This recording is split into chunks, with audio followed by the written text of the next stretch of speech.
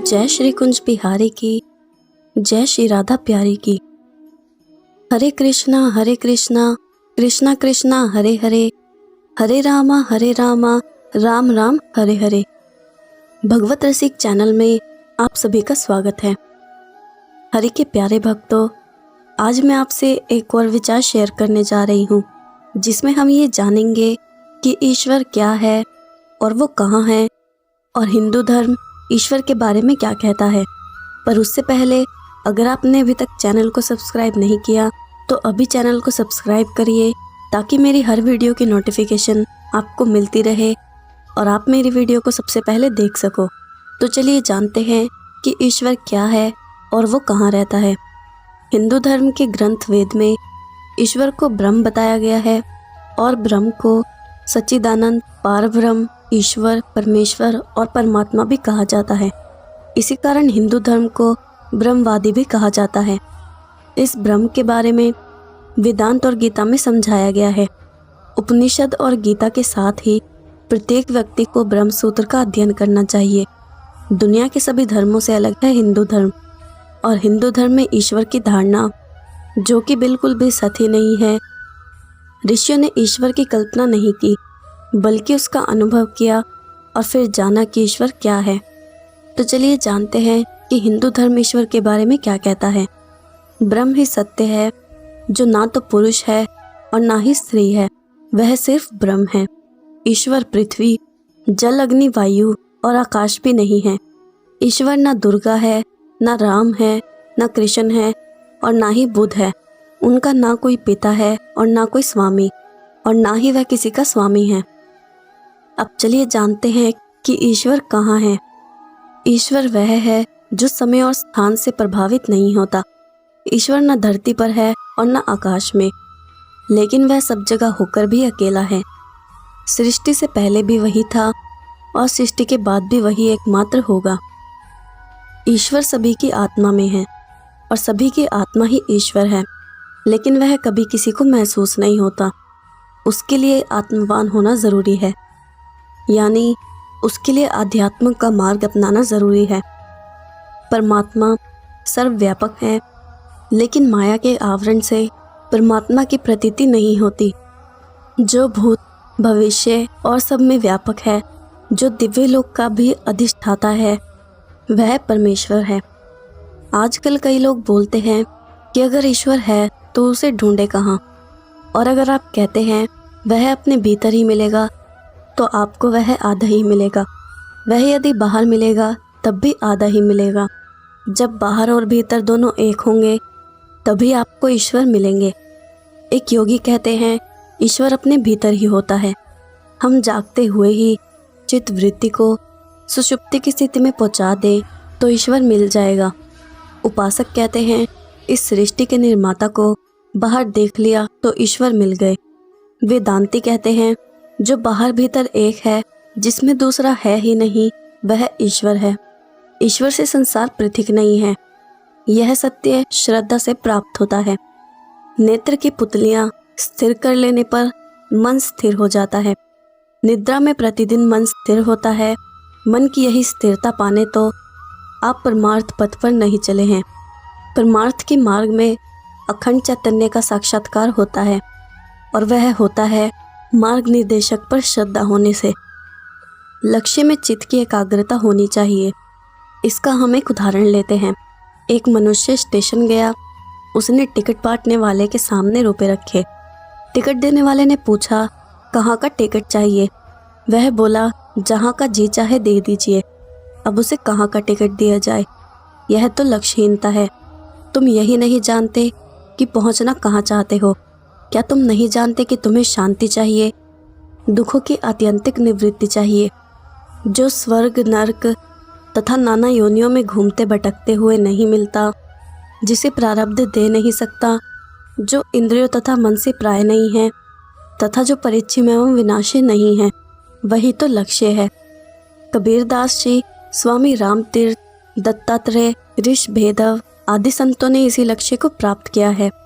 पाना तो हम चाहते हैं वह वस्तु जिसे शंकराचार्य और तुलसीदास ने प्राप्त किया, किंतु उस मार्ग पर हम चलना नहीं चाहते। जिस पर शंकराचार्य या तुलसीदास चले। सलक्ष्य का अर्थ है संता लक्ष्य। इसका मतलब है कि लक्ष्य वह है जो सत्पुरुषों का लक्ष्य रहा है। क्या किसी संत ने वासना पूर्ति के मार्ग से परमार्थ प्राप्त किया है? सब संत यही कहते हैं कि ईश्वर को प्राप्त करने का सबसे उत्तम और सरल उपाय प्रेम ही है। प्रेम भक्ति का प्राण भी होता है। प्रेम के बिना इंसान चाहे कितना ही जप तप या दान कर ले, ईश्वर को प्राप्त नहीं कर सकता। दुनिया का कोई भी साधन प्रेम के बिना जीव को ईश्वर का साक्षात नहीं करा सकता। जैसे शबरी के प्रेम से भावुक हुए श्रद्धालु पंडित कुलदीप शर्मा ने बताया कि शबरी, मीरा, निषाद, गोप गोपी, वानर और अन्य वनवासियों ने प्रेम से ही ईश्वर को पाया। उन्होंने कहा कि शबरी के प्रेम के कारण ही प्रभु श्री राम उनकी कुटिया में आए थे।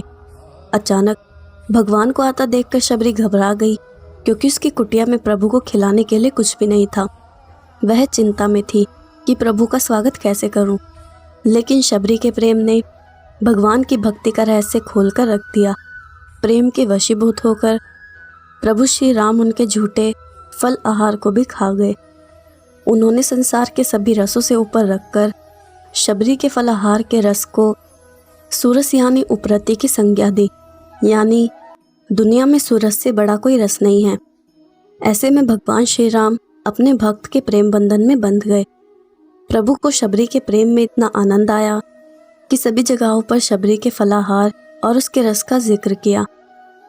इस प्रकार हमने जाना कि अगर आपको ईश्वर की प्राप्ति करनी है तो पहले आपको आध्यात्म के मार्ग पर चलना होगा, ईश्वर का सत्संग करना होगा और ईश्वर का नाम लेना होगा और उनसे प्रेम करना होगा।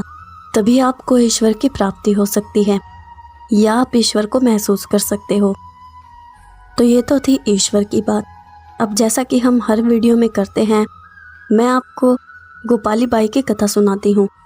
श्री गोपाली बाई श्री कृष्ण की बहुत बड़ी भक्त थी और वह भक्तों का वात्सल्य भाव से पालन पोषण करने के लिए मानो श्री यशोदा जी का अवतार लेकर आई थी।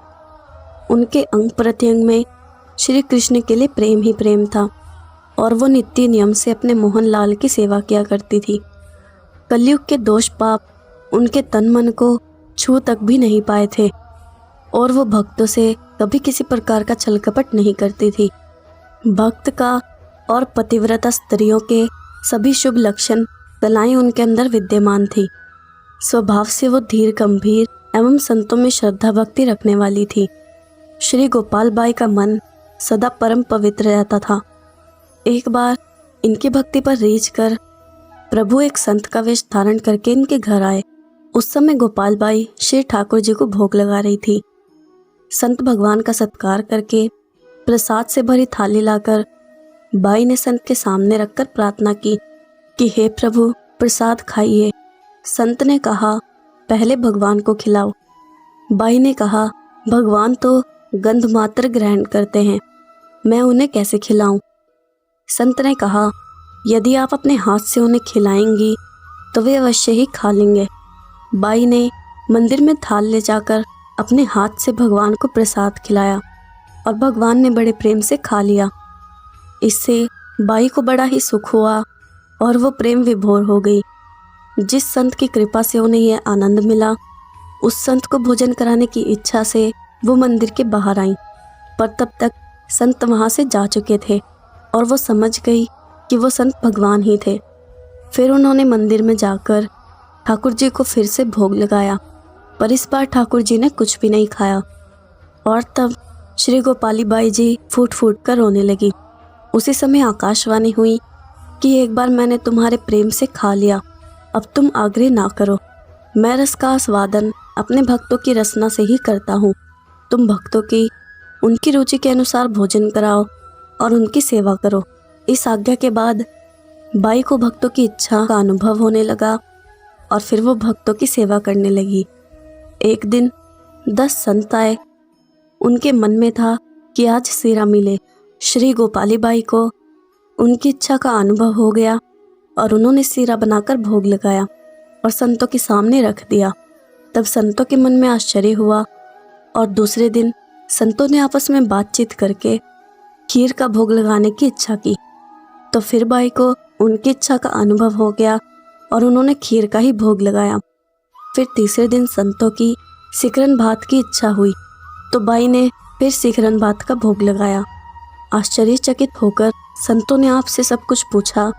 तब श्री गोपाल बाई ने उन्हें बताया कि मुझे संत भगवंत का आशीर्वाद मिल गया है और उसका ज्ञान भी हो गया है। फिर एक बार दोबारा 2 संत पधारे। उन्होंने इच्छा की कि हमारे वस्त्र फट गए हैं तो गोपाल बाई के यहाँ पहुँचकर उनसे नए वस्त्र ले लेंगे। इस इच्छा से आए संतों को भोजन कराकर बाई ने वस्त्र अर्पण करके कहा कि जो इच्छा हो सो बनवा लो। संतों ने त्याग दिया और वस्त्र लेने से इनकार कर दिया। तब बाई ने कहा, जब आप वस्त्र की इच्छा करके आए हैं तो अब इन वस्त्रों को लेने से मना क्यों कर रहे हैं। संतों ने गोपाली बाई के चरणों की वंदना की और आशीर्वाद के साथ वस्त्र प्राप्त किए। इस प्रकार गोपाली बाई का सुयश संतों में फैला। ये थी आज की हमारी कथा। अब मैं आपसे विदा लेती हूँ। अगर आपको ये वीडियो पसंद आई हो या आपको इससे कुछ सीखने को मिला हो तो इस वीडियो को लाइक और शेयर ज़रूर करना और कमेंट में मुझे ये ज़रूर बताना कि आपको वीडियो कैसी लगी। जय श्री कुंज बिहारी की, जय श्री राधा प्यारी की। हरे कृष्णा कृष्णा कृष्णा हरे हरे, हरे रामा राम राम हरे हरे।